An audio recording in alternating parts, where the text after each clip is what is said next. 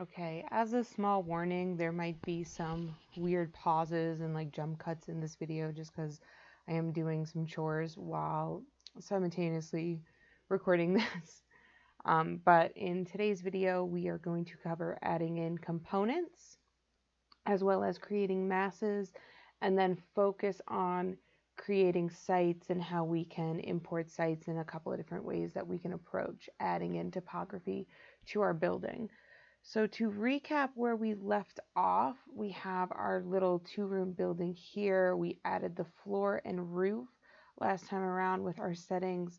Currently, I'm looking at it 3-dimensionally in the realistic view. Now, I really recommend you keep yourself in the consistent colors when you're looking at it 3-dimensionally, because realistic is going to cause your computer to lag quite a bit. So if you have a computer that isn't designated for graphics heavy stuff such as CAD work, or a lot of times gaming PCs do all of the stuff that we need for CAD work just as well.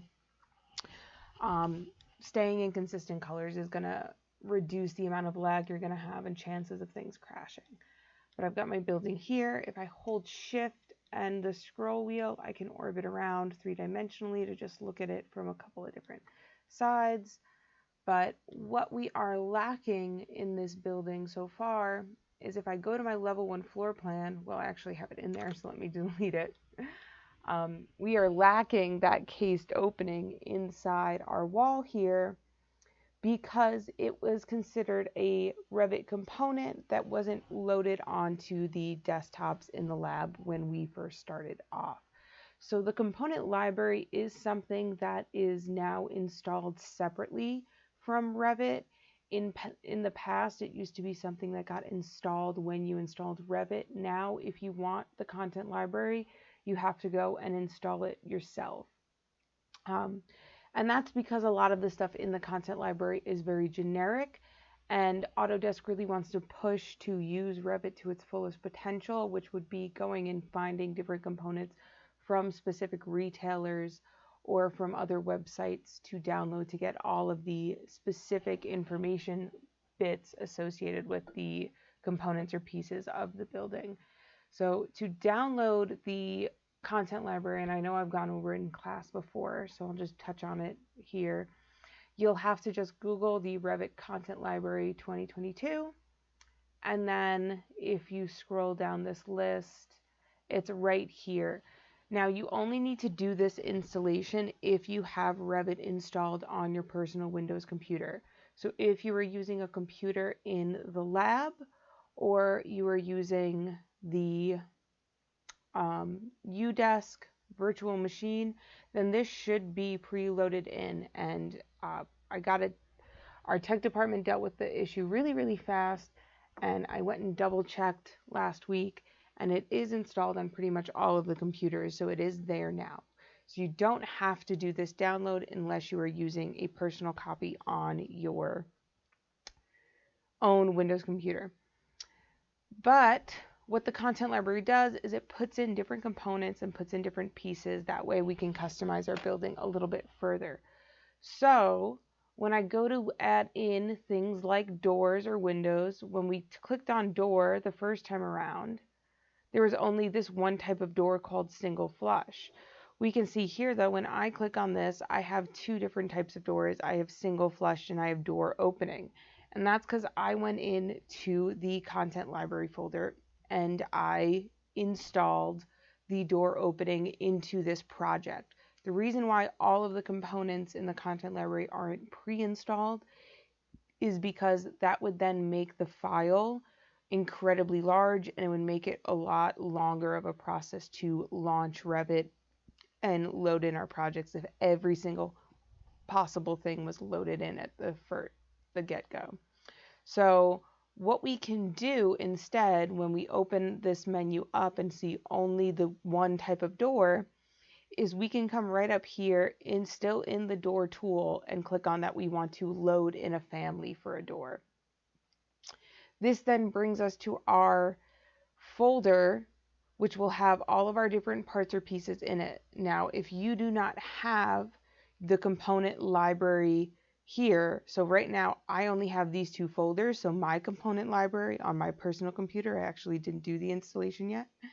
But if I go into my flash drive, like I instructed you guys to do last class, there should be a folder called English Imperial.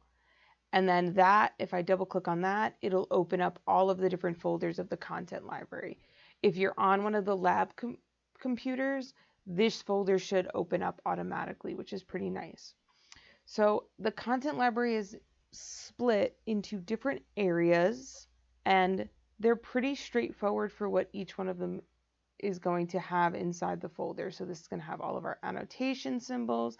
This is going to have casework is cabinets, so that would be our base cabinets, our countertops, our upper wall cabinets. We've got conduits, we've got curtain wall panels and curtain panels.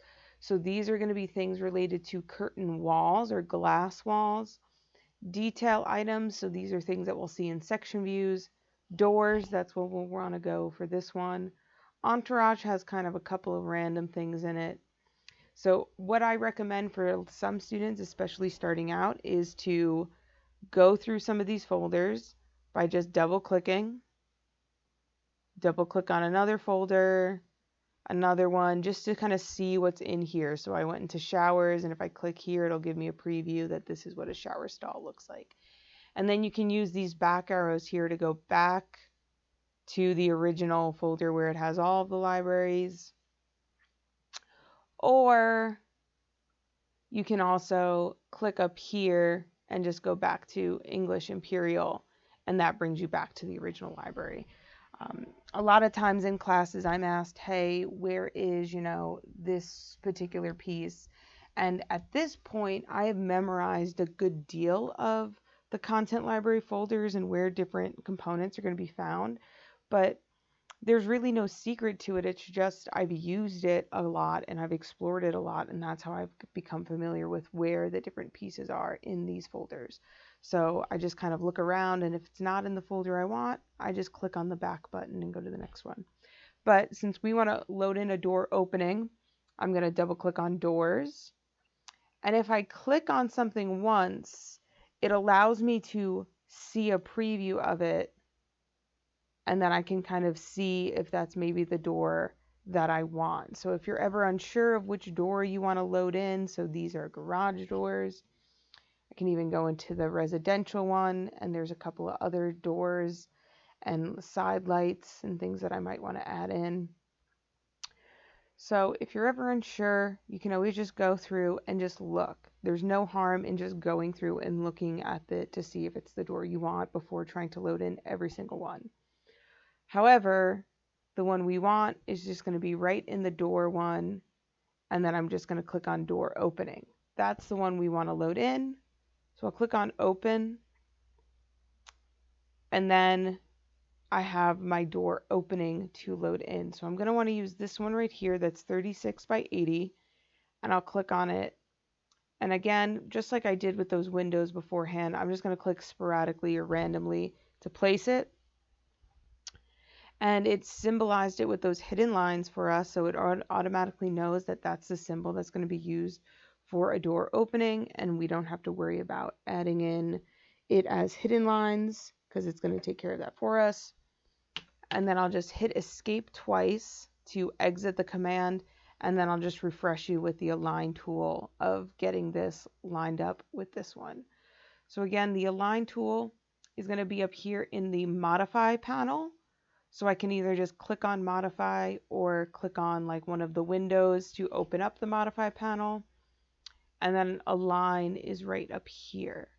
So I'm going to click on align, and I want to click on the piece that I want to keep and then what I want to align to it.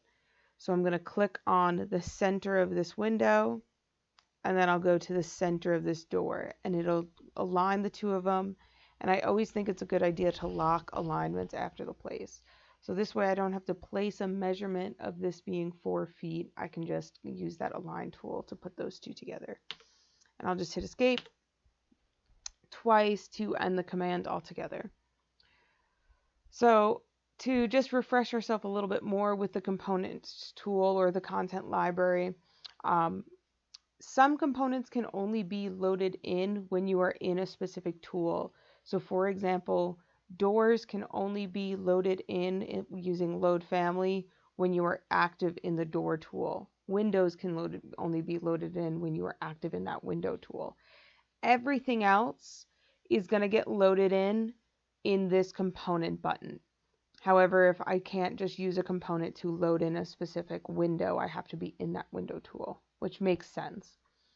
So if I click on just component, I'm able to load in different pieces of furniture or different features of my building to put into my building. I have here, I've loaded in, as just a little demo at the end of last class, these female characters. So there's this one that she's my favorite. Her name's Yan Yan. But there are also a couple that were loaded in by default. So we've got this desk here. A couple of different trees were loaded in, some support material.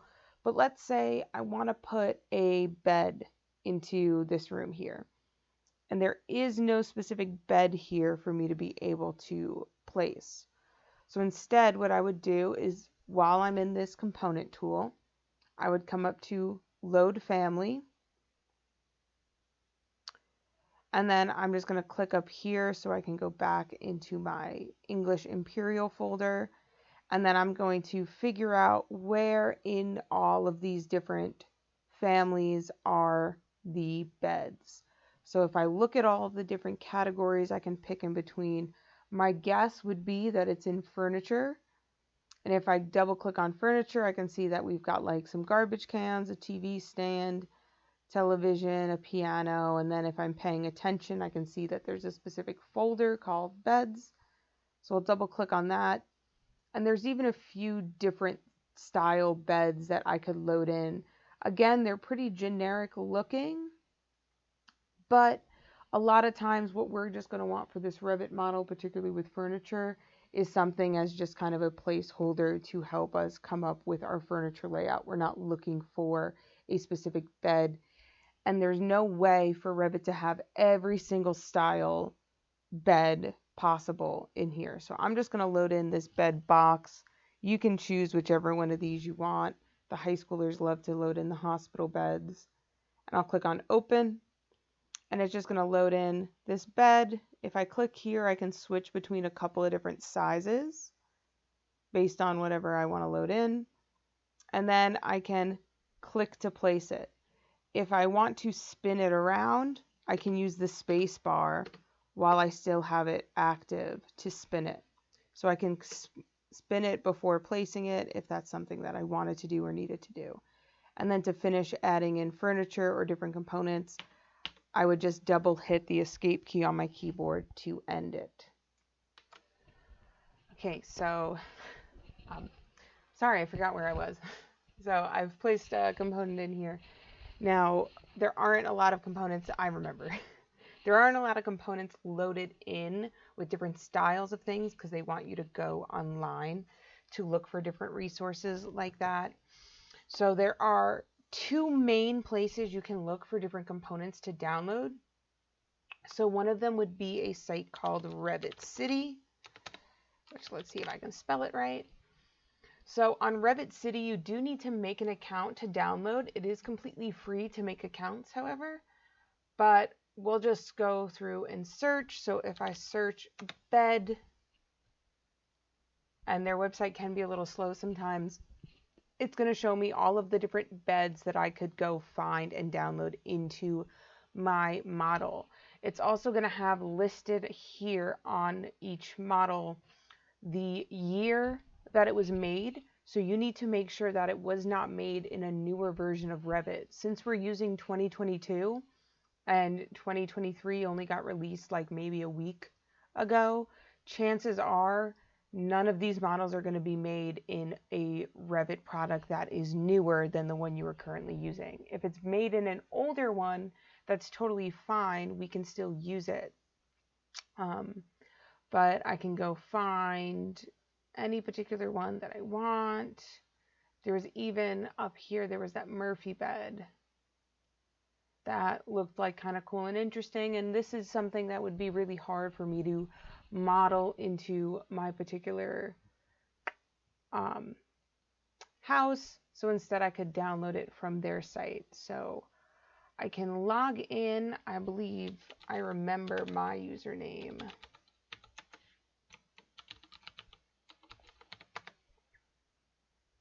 Wonderful. Sure, save it. Okay, just go away thing. Never mind. So I'll just click on download. It's going to download it as a Revit family. To load it into my model, what I'd have to do is click on it here. Since this was made in 2019 and I'm currently using 2022, I'm just going to click that I want to upgrade it. It'll then open it up as a separate kind of part up here. And I'm just going to click on load into project and close. And sure, I'll save my project. And then it's going to give me this Murphy bed to be able to place in, just like I'd be able to place in that regular bed. And I can hit escape twice to end the command. So that's how you can find, one of the places you can find different components or pieces to load into your project. Another very popular place is a website called BIM Object.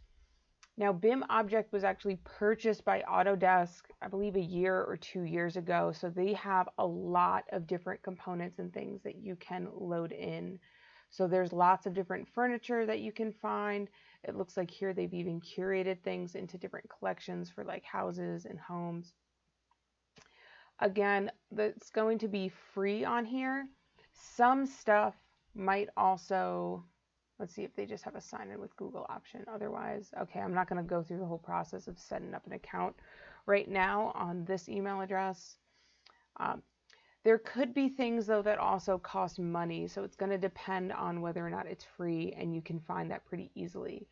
So I can come up here and I can search directly for like windows, and I can find the specific windows based on the manufacturer that I am getting my windows from, of what I can download into my project. So rather than just have generic sliding windows in my building, I can have the exact ones that I would need for my model, which is going to help make my schedule and all of those different energy analysis that much more accurate, because everything is going to be the exact window that's being installed. Another place too that you can look for different Revit models or components are directly from like furniture manufacturer websites. So if I search for Herman Miller Revit, they have all of their furniture and products are available for Revit models to download. So if I'm looking for a specific chair to put into my model, I can come here and download it as, as a Revit file. And this is going to be the same process of if I downloaded something from BIM Objects or from Revit City, where I can double click. Again, it's going to want me to upgrade it, which no problem. I'll click on upgrade, and then it loaded in this model, and I can say load into project and close. And then I can click to place my piece of furniture in. And if I wanted to move or alter it, I can just hit escape twice, click on the object itself, and if I wanted to like rotate it around, I can use the rotate tool, click, and I can move it around, and that way I can kind of place the exact furniture that I want for my building or my model. So that way, when I go to do a rendering, a realistic looking view of it, it's going to be as accurate as possible when it comes to what is going to be showing up in that rendering. So if I have all of the exact furniture that I want, it's going to look that much better. So that's just a little bit of how components work. A lot of what you're going to be doing, particularly for interior design, is going to be heavily dealt with that component tool and finding those different components online and loading them into the Revit model itself. So what I'd like to look at now, just really briefly then, is the massing tool for how we can create just kind of generic pieces or generic masses inside of our buildings. So what the purpose of the mass tool is to model in different kind of landmark features onto your site or onto your Revit project that makes it easier to understand the building in context. So a lot of times we'll use massing to help show like big features that might be near our particular building, particularly if we are modeling a building that exists in a big city. We can model our own building, but then kind of just put the silhouettes of the buildings that are around it near it on that site, just so you can get a understanding of how that building appears in context of some of the features. I'm not going to go over the massing tool in great detail. I'm just going to show you a couple of different ways that you can use it. And then in the description box, I'm going to leave links to videos by a YouTuber called the Balkan Architect, because he has kind of 3 videos that really go over the massing tool very well. So if you wanted to look into the massing tool a bit more, you can then find some tutorials from him. So you can add in masses in any type of view. I almost always am going to model a mass in the 3D style view itself. However, you can do it in a floor plan or an elevation. Now, there's also several different ways you can get to the tool to model a mass. So you can come up to the component tool, and if you click on the little arrow underneath it, you can say that you want to model a component or a mass in place. So this would be something that we can model based off of different features if we needed to take to consideration, things like that. But I almost always approach it from the Massing and Site tab and then just say that I want to do an in-place mass. So if I come up to this tool, Revit is just saying that it's going to show this mass and it'll be visible to temporarily show or hide. Click on the Show Mass button in the massing panel. It's just a little warning. I'll just click on Close, and it wants me to give it a name. I'm just going to leave it named as Mass 1. And then I get a little panel here for me to start drawing in the different mass itself. The first thing you always want to do is set your work plane, is particularly when you're drawing 3-dimensionally. So my work plane is going to be set to one of these horizontal ones, one of these plan style views. So I'm just going to say that I want to set it, and I'm going to put it on level 1. And then I can use my tools here to draw in kind of the footprint of whatever it is that I want to make. So I can use the rectangle tool, the line tool, any of these polygons, circles, spline, whatever exactly it is I might want to. So on this level, I'm just going to draw in a random shape, not really putting a whole lot of thought or detail into it, because I'm just kind of making a, as I said, random shape here.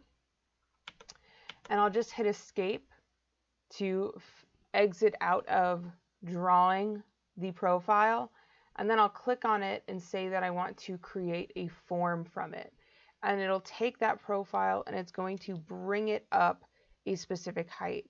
So this could just be me just generically modeling out like the building next door, so that this way I can see my building in context to like the neighbor's house, and I can pull it up to a specific height if I want to. And I can also alter it and change it in any of these directions. I can use these green lines too to just kind of move it on specific angles if I wanted to move the faces in any direction. And I can also select other faces too, and then I get these arrows to pull different faces out or around. So if I wanted to model maybe a landscape piece or a sculpture piece too, I can use the massing tool to kind of go and place that in there. When I pulled this though, I did something wonky to it. So let me, hold on. As I was pulling, I did something real weird. There we go. So now it's still tilted a bit, but it's at least a 3D form now. You can also select specific edges and pull up just edges. You can also select on just points, and if you can't get it to accept just a point, you can use the tab key on your keyboard to kind of shuffle through the different options for selections, and you can pull specific points in or out and make lots of different types of shapes using massing and site to just really help kind of create forms that would be really difficult to do using our just walls, roofs, and floors, but still then are going to really bring your model for your final product to the next level. Whenever you're done with a mass, you'll just click on Finish Mass, and then it'll be there for you to be able to just kind of look at and reference, also to help give a sense of scale to your building. If again, maybe it's just like the nearby surrounding area when it comes to the different buildings that we model in there. But massing is not something we use an incredible amount, particularly in this course, but I just wanted to make sure you're familiar with it. And again, it will be something that I will put in the description for more information for if you wanted to play around with it and continue using it in some of your projects in the future.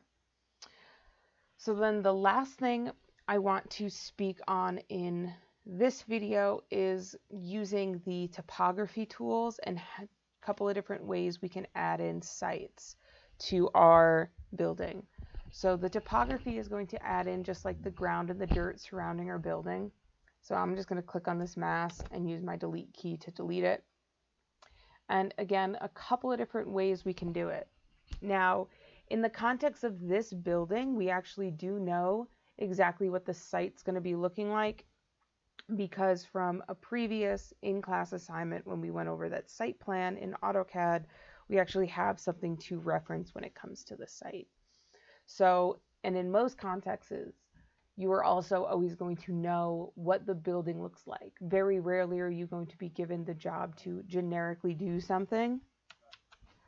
Okay, so rarely are you going to have a building that exists without actual land or context. You're never going to be asked to design something that exists in a complete abyss. The site will already have been established and determined for where the building is going to be going when you are brought on to the project. Most likely, in some cases of competitions, the site may not exist for it, or they might give kind of a generic information about what the site would be.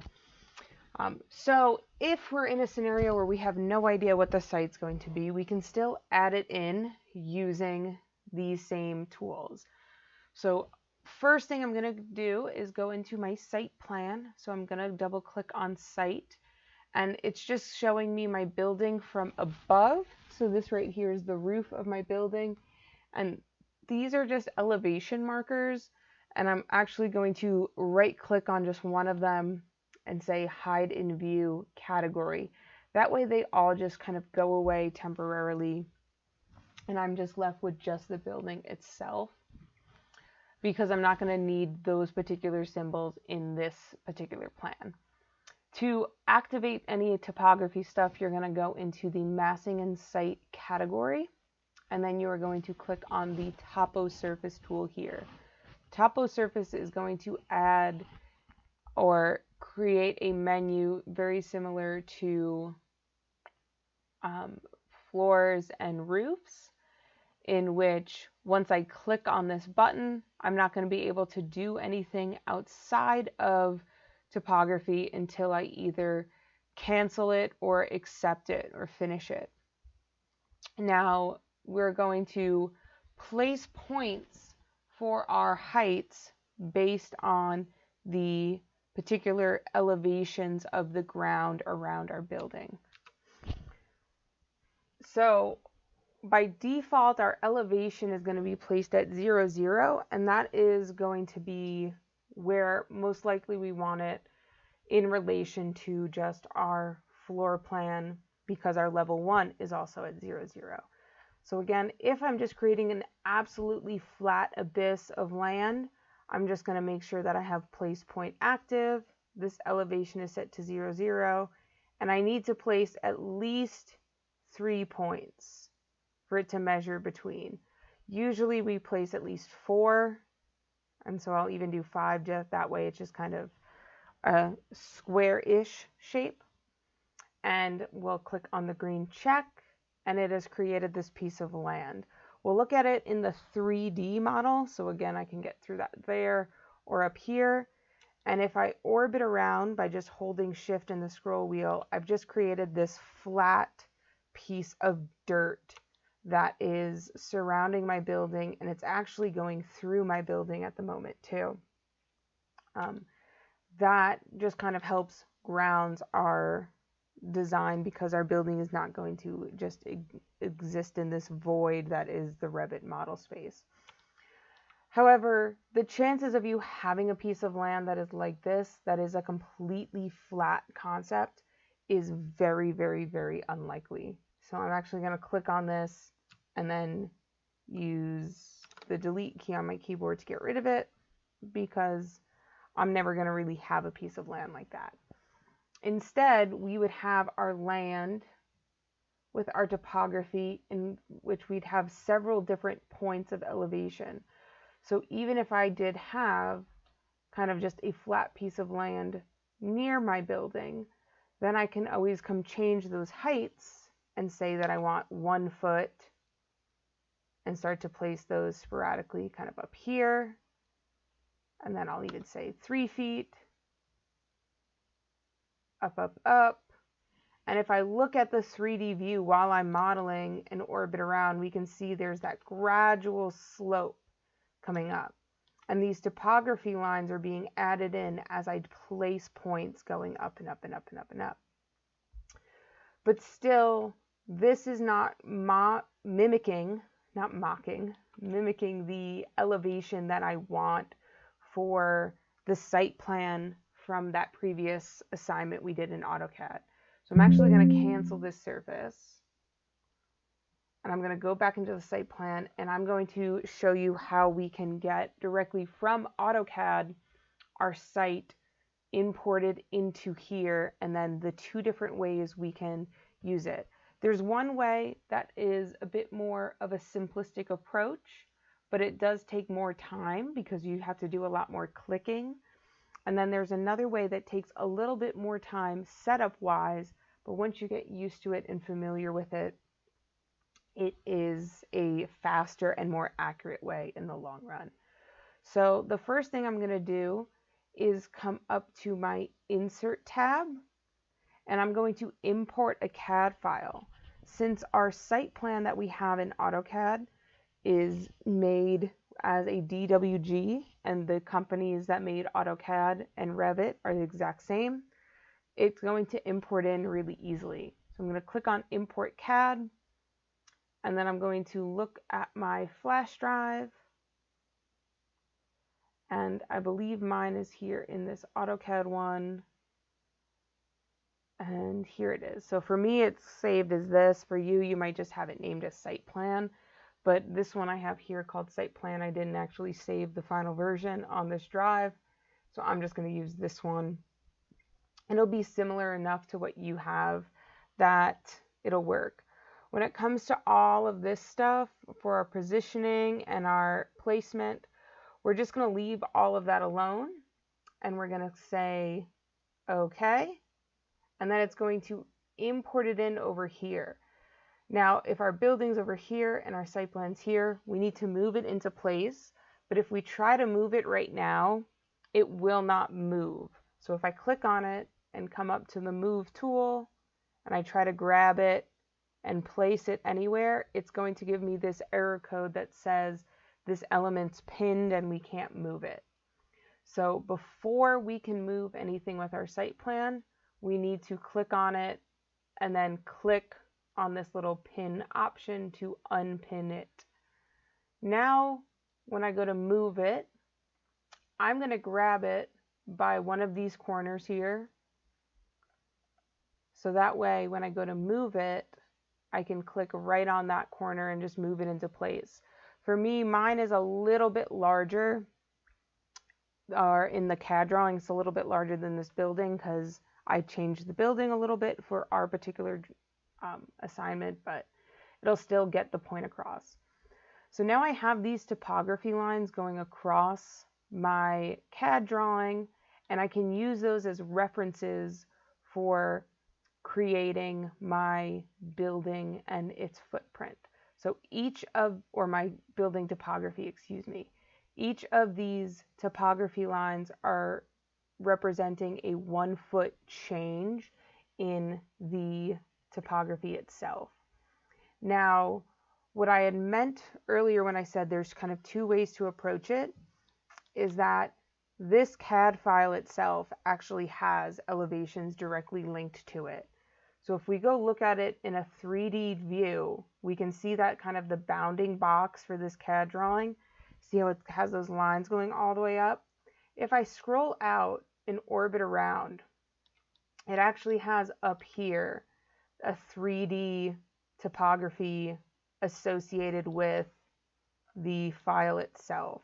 The reason why those lines are so high up is because they're actually sitting at the direct level that the site is. So they're 3,000 feet up in the air from this ground level of 0, 0. So there's a way to fix that and move it down and directly then kind of get the information from there. It just takes a little bit more setup.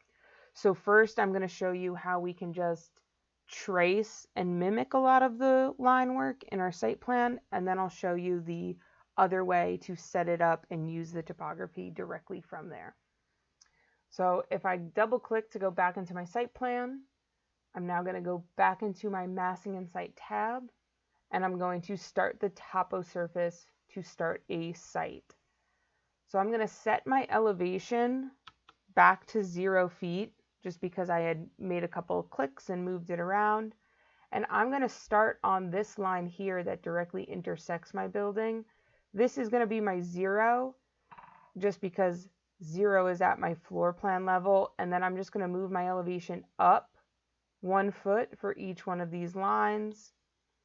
And then I'm going to move my elevation down 1 foot for each one of these lines. So I'm just going to kind of take that into reference. I'm also going to consider that right here and right here are going to be the same elevation.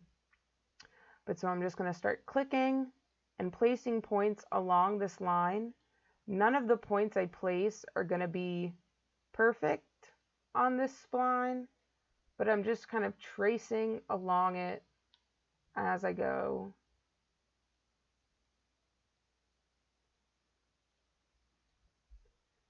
And then I'll come up here to my elevation and I'll change the number to 1 foot, and then I'll click along this spline.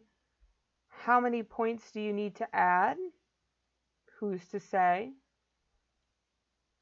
There's nothing to say that adding more points is going to make it better or worse. Some of mine are going a little bit off too, but again, that's going to be okay because it's still going to get my main point across. I'll come up and change my elevation to 2.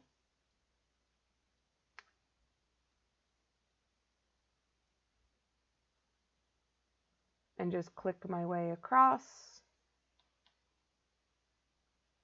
3. And click my way across. And so this takes more time because I have to continually come up here and change my elevation and click and click and click. So it's a little bit more time consuming to do it this way. However, the setup for it is minimum because I don't have to move my drawing and my piece around. And then I set this to 6.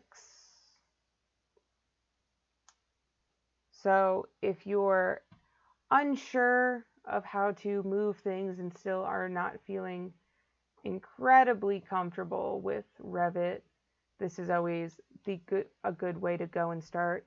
Or if maybe you didn't have a CAD drawing directly to reference, but you did have a picture, like a JPEG or a PNG of a site plan, you can also import that in, and then you can use this to trace over the topography. So maybe you don't have an AutoCAD file directly to reference from, but you have that instead. This then would also be how you would kind of approach that site. And I'll just do a point that's at 11 up there. And then I'll start to work my way down. So if this was my 0, 0, my number now is starting to be kind of going to become negative, so I'll do -1 and a couple of points here, which I got a little off base there, -2,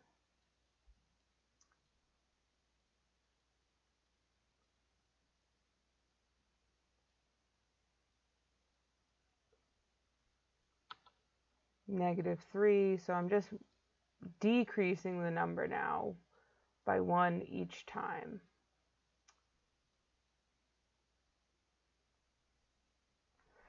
And it also looks like the topography lines that I have up here, it looks like they're not appearing here, but they actually are. It's just what's happening is the topography line is sitting underneath where the drawing is sitting. So the drawing itself is sitting at 0, 0, and these topography lines just are currently under it, which is why they just aren't showing up. So they are there, and once I get rid of the CAD file, we'll be able to see them in total. And I'm going to also do -5 at this point, since the stream is that lowest point, and then it kind of perks back up. And then I'll start to increase the number back, so I'll do -4. And in some cases, again, yes, I am missing these lines, but it'll be okay. 3.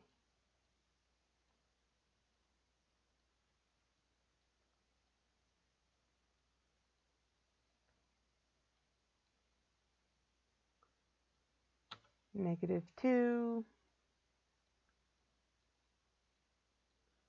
The closer you get all of your points together, the more detailed your site will be.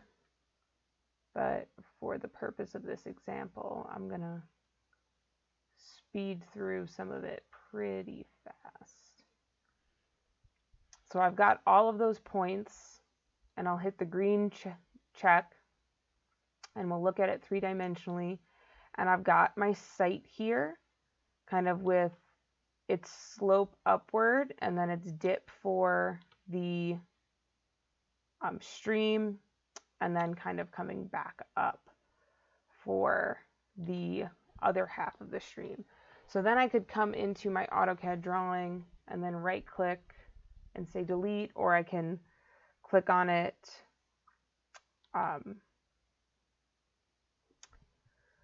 I could hit the delete key on my keyboard. Sorry, my head just went elsewhere. And I've got my site here. Now the other way to do it, so let me just Control Z to bring my site back, and I'm going to click on my mass or my topography and delete it. The other way I can do it is to take these reference lines up here and directly just use them as an import.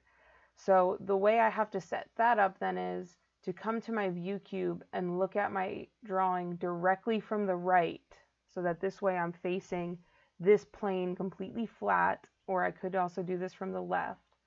And I'm going to just click on the site itself, and I'm going to move it based on one of these topography lines, and I'm just going to use my scroll wheel to move straight down. And I want to move it so that this way the level I want sitting completely flat with the ground is sitting at level 1. So that would be this line right here. So again, I'm just going to click on it, move, and I'm going to click so that this piece of topography is sitting flat on level 1. Or actually, I wanted that one. So again, I'll click on move, and I'll just click this piece of topography to level 1. Whichever one you put there, I think it actually might be that one. It's not going to matter an incredible amount, whichever one I pick. But yeah, is that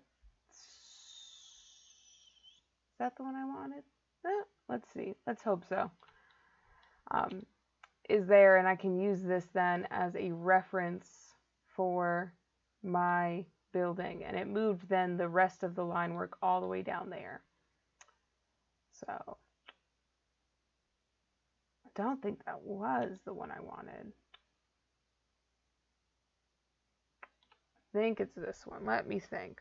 Let's look at it directly from the top and figure out. So it's this one right here.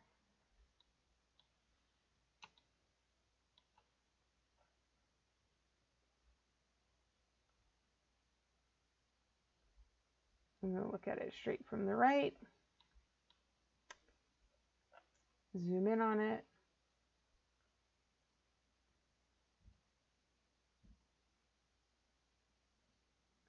I think then it's that one. There we go.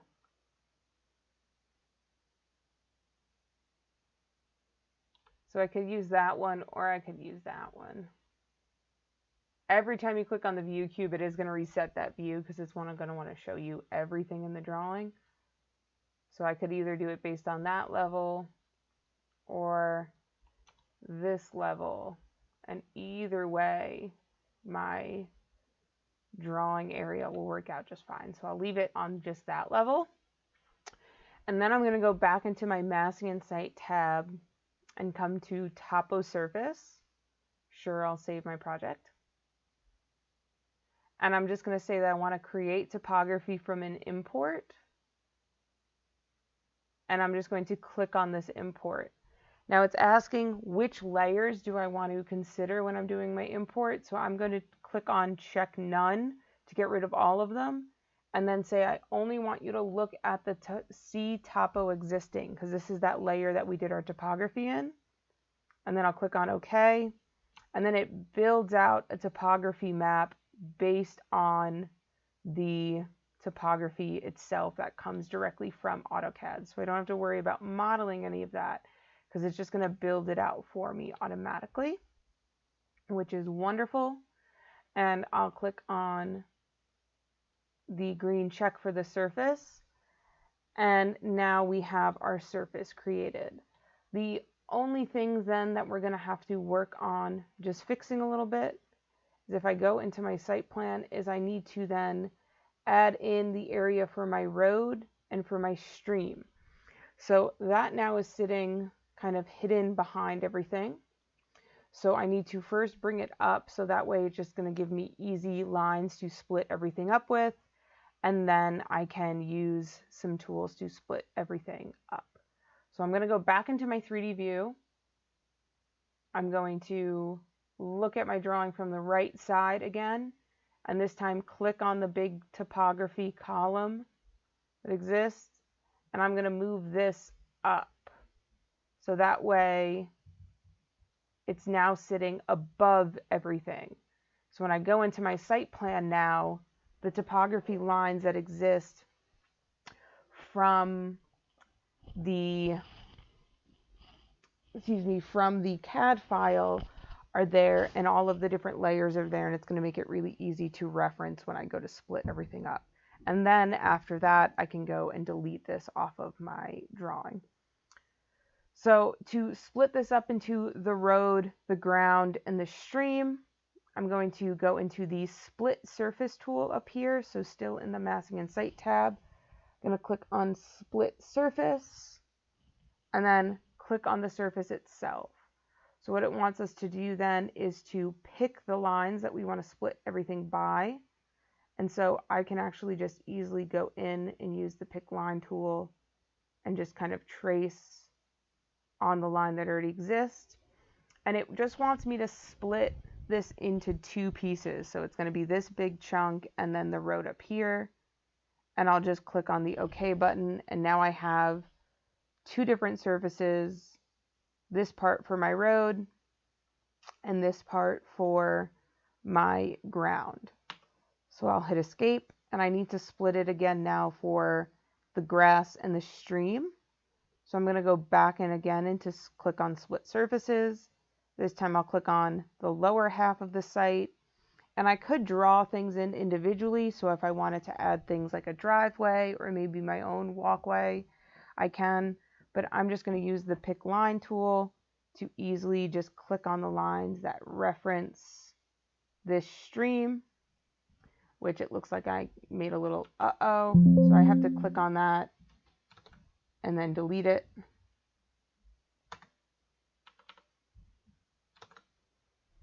Because it has to be one line that cuts the surface. And I'll say, okay. It's saying must divide it into separate pieces. There might be a gap. So I'll use the line tool to see if the gap's over here or is it there? It could be over here. Here it is. It's the tiniest little gap. There we go. So now I have 3 surfaces. I have this for the road, this for the ground, and then this for part of my stream. And so I'm going to do another split surface to get the other bottom part of the stream. So split surface, click on this bottom part, pick lines,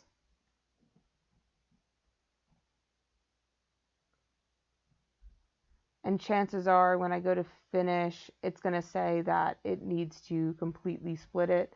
And it's most likely just because the topography doesn't reach exactly where these lines do. So most likely again on this side, so see how this is the edge of the topography, but my line only meets right there. So I just need to go and extend that line out a bit further. And there we go. So I'll go back into a 3D view. And now I have 4 different surfaces. I've got this surface here, I've got this one here, this one here, and this one here. So at this point, I can click on my CAD itself and then hit the delete key on the keyboard to get rid of it because I no longer need it.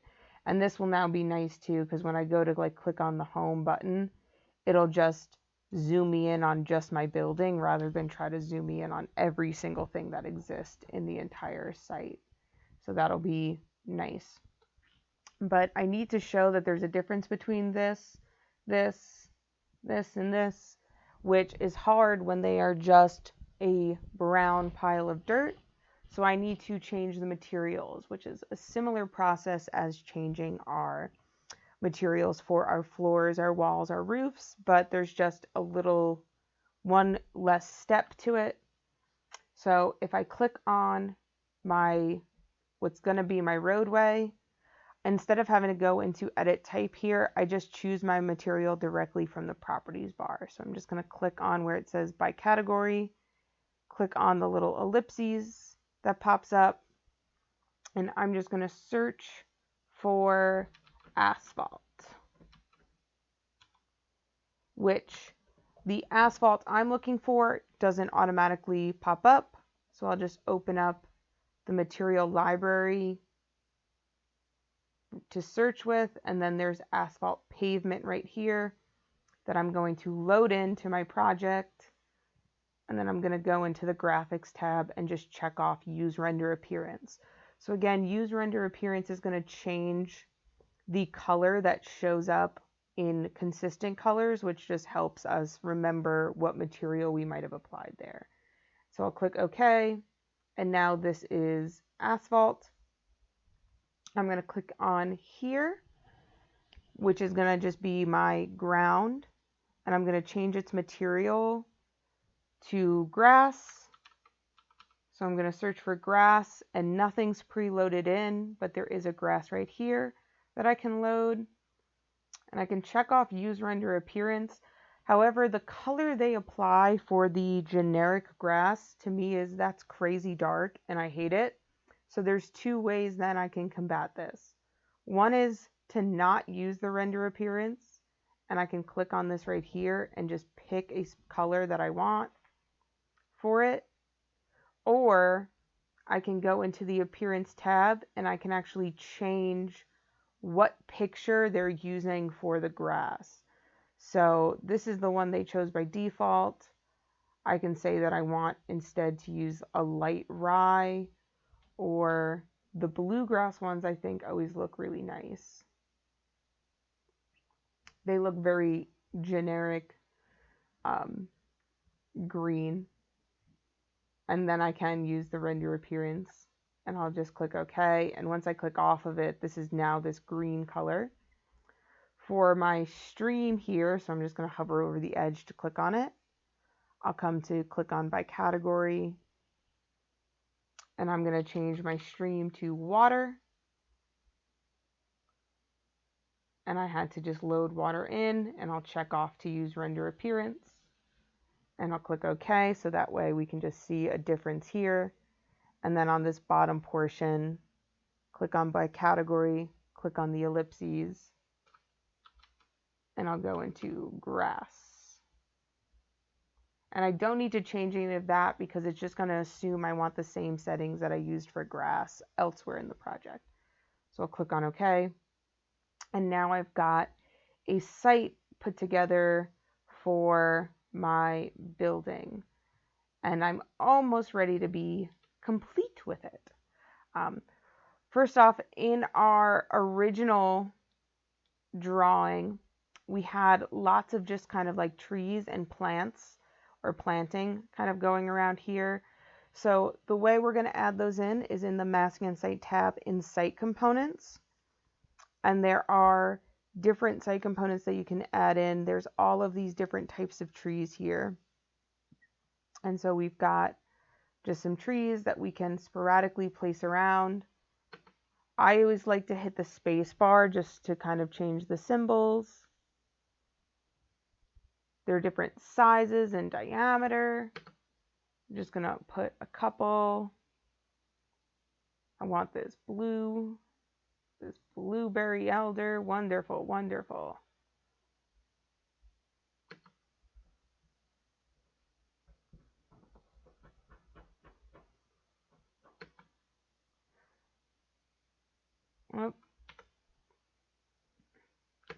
The reason why I hit a space bar too is that way it just spins them around.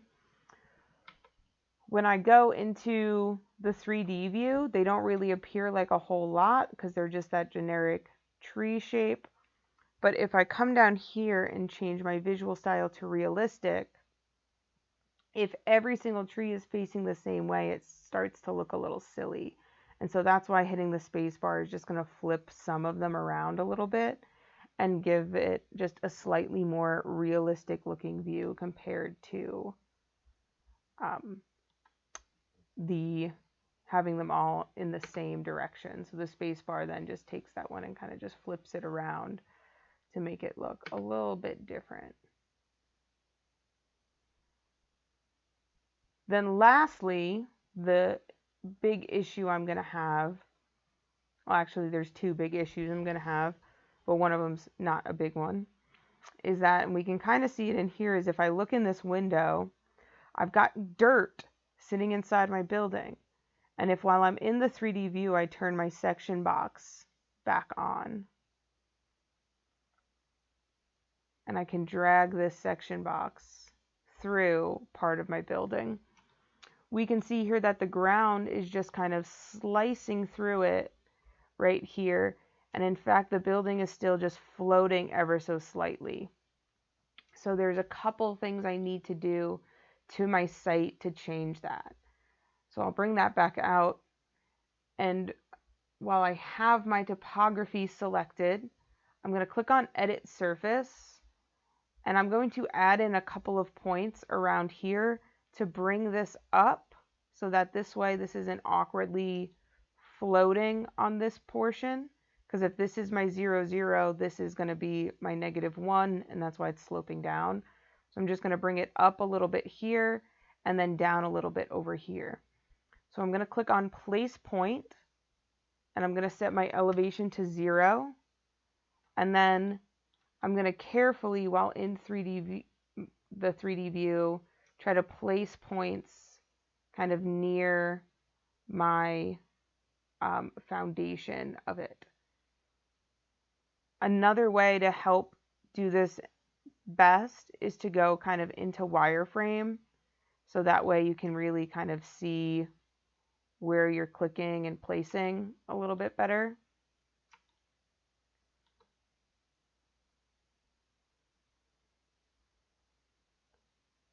I like to particularly do it though in consistent colors, but especially if I'm trying to get like that bottom corner, going into the wireframe then helps me make sure that I'm getting near parts of it and also looking like directly from the top, which I'm not looking directly from the top. I hit a little angle.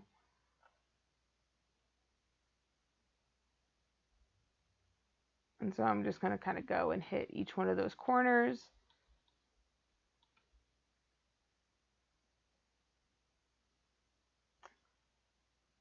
And I'll go back into consistent colors. And I've got it pretty well around there, graded. However, once I say, okay, I'm done with my site, the problem now is that my dirt is consistently flatly inside my building. So we need to excavate down. We need to place a building pad for eventually where our foundation is going to sit. So that's what we're going to be doing in the next class. And so I'm going to go back into my site plan. And then I'm going to go into my massing and site tab, and I'm going to create a building pad. So a building pad takes the topography and it excavates down a chunk of it for your building so that this way the land itself is not sitting inside of the building. So I'll click on building pad, and it's going to bring up the same kind of drawing palette that we had for creating our floors and our windows, and even like in those sites, the massing one, or excuse me, the masses, not the sites. But I'm going to pick walls chosen, and I'm actually just going to hover over one and hit the tab key and then click, and it'll just select all of my walls. And then for the height, it's currently sitting at level 1. Realistically, I want to put it at the foundation level, but the foundation level doesn't exist yet. So instead, what I'm going to do is just knock it down -2 foot 6. And then later on, we can go adjust it. And I'll click on apply, and I'll click OK. It doesn't really look like anything happened here.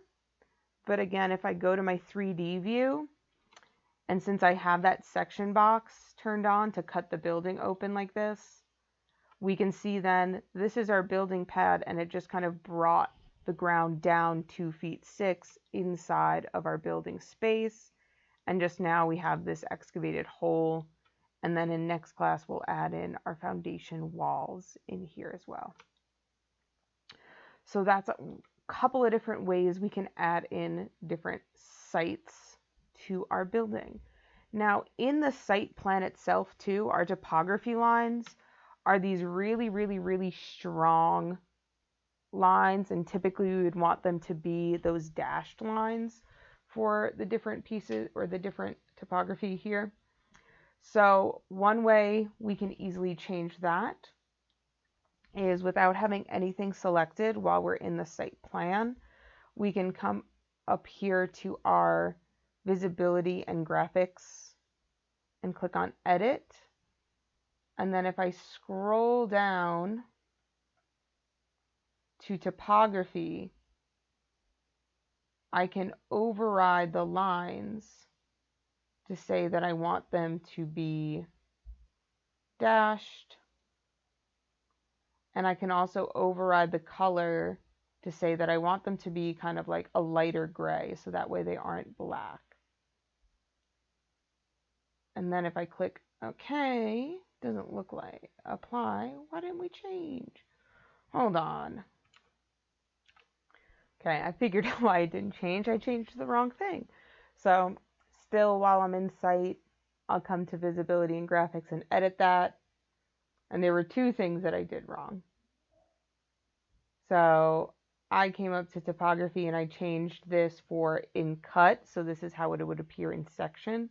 So I'm actually just going to clear that because I don't want to do that override. I want to change the way the lines look.